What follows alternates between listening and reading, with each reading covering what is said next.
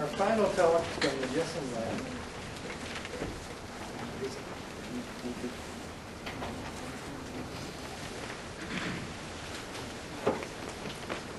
Thank you. Today I want to present my work on lumping and delumping for integrated compositional modeling. My advisor is Dr. Jessen. Let me start with the problem statement. As you know, one of the recent challenges in the oil industry is to connect the upstream and downstream operations in the form of integrated asset management. And the problem here is that for upstream, the simulation with a large number of components is computationally expensive. So in upstream, we try to lump the components together and represent a couple of components in the pseudo components to minimize the time and to approach the real-time decision-making in upstream. But on the other hand, for downstream parts, we need to have a very good resolution on the detailed components. So there is a gap if you want to connect upstream to downstream. The degree of accuracy is different. So this is one of the challenges. And there are some, right now there are currently some methods for lumping the components together, which most of them do not include any information regarding the mixture composition that formed during the gas injection process. So the goals of this project is to improve the accuracy and CPU efficiency of compositional modeling and to improve communication between upstream and downstream, and develop a more accurate and efficient workflow for designing and operating your process, and as a result we increase the accuracy of both lumping and delumping. For lumping part, there are so many methods by authors in the literature that this is some of the authors based on the productivity physicochemical properties of the component. They try to lump the components and group them. Some others look at the statistical approaches, and some try to minimize the objective functions. But by looking at all these work, and almost none of them include any information regarding the composition that forms during the gas injection process. And this composition really which is interplay between the phase and flow is different from what we are seeing by the ordinary PVT experiments and swelling case experiments. And we believe that selected lumping strategy will influence the accuracy of the lump production stream. So the approach that we took here, we investigate the performance of lumping and delumping schemes for a real reservoir fluid with two different gas, one separator gas and the other CO2. And we investigate three lumping schemes. One was the one that proposed by Newly and Merrill. The other one is the original flow-based scheme. That is the first lumping scheme that includes the flow information of the component, dynamics of displacement. And in this course, we try to combine method A and B in the form of flow-based Newly and Merrill, which in the next slides I'm going to go over all this. And for all the cases, the group properties of the components calculated using Lagrangian approach. So starting with the method A, this is one of the methods that is proposed by Newly and Merrill, and they try to lump the component based on this objective function. They minimize the difference between they define the apparent K value of the lump components to the components, and try to minimize the difference between the apparent K value of the component and the original component that makes that pseudo component. Here the problem is that which K values should we choose, and in literature, Egmont et al. They use K value generated by flashing linear mixture of oil and gas. The second lumping scheme, this one includes displacement characteristic in the selection of pseudo component.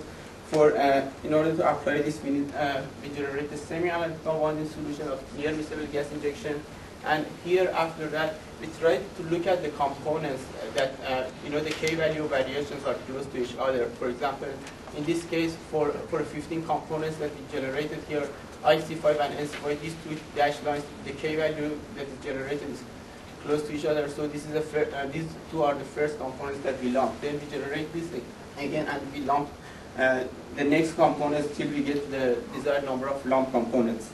And in the third approach, we try to lump the previous two methods, to combine the previous two methods, and we call this flow-based Nuri and Merrill, and here we modify the objective function of the Nuri and Merrill by including all the k values of the displacement. Not only looking at one set of k values, we look all the k values throughout the displacement. And here it shows the possible number of combinations that we look into for the Q number of components and R number of lump components that we wanted. And for the lumping part of this project, we use tracer tracking option of Eclipse 300 simulator, and the detailed composition is tracked by the tracer option of the simulator. And the lumping assumption is based on that the densities and velocity of detail and lump system are identical. And another assumption is that k value are related to equation of safety parameters for the lump components and also original components. And this is proposed by Lewis et al. In 1998. So after just giving you just quick introduction to the lumping methods and the one that we proposed, I want to apply these three on a reservoir, real reservoir fluid. And as you see, this is this reservoir fluid. We have 15 components, and about 30–60% of the feed is methane, which is a kind of intermediate fluid, and this is the detailed feed of the injection gas. And also we have CO2, 100% CO2 as another gas that we're going to study. So we want to lump this fluid down from 15 components into 7 components. Applying the first method, the one by Newley and Merrill et al., as I said, we used 4 different mixtures of oil and gas, and based on each mixture we got a k value, and as you see we got two different lumping schemes from this method. So we didn't get any unique answer by this method. Then for the case of for the method of flow based, we again lump it down from 15 to 7 based on the k value variations of the component. And here I summarize the result for all the lumping schemes, the one Newley and Merrill, flow based, and the combination of these two. As you see, the combination flow based and Newley Merrill is identical with the one of the result of Newley and Merrill, and the other one here throughout the study we call it alternate Newley. So here we got 2 different lumping schemes from this method. Then we look at the PVT based PVT experiments for these 3 different lumping schemes. We try to simulate the PVT experiments, and as you see, the one alternate lumping schemes is often predicting the phase diagram. And also here we plotted, this is the swelling test, we plotted saturation pressure versus solvent fraction, also saturated liquid density versus solvent fraction. And as you see, the alternate Newley method is often predicting this.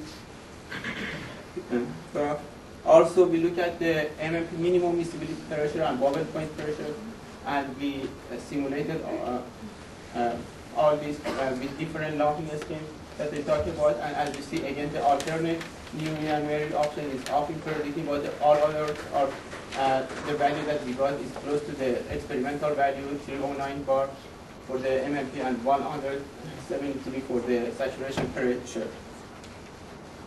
Then we took a synthetic reservoir model. Here we have a 1 injector well and 4 producing well, and we injected the fluid, the lump fluid, with a pressure above MMP and produced with pressure below MMP for 4,000 days, and we wanted to see how this lumping scheme can predict the total oil production and also gas-oil ratio.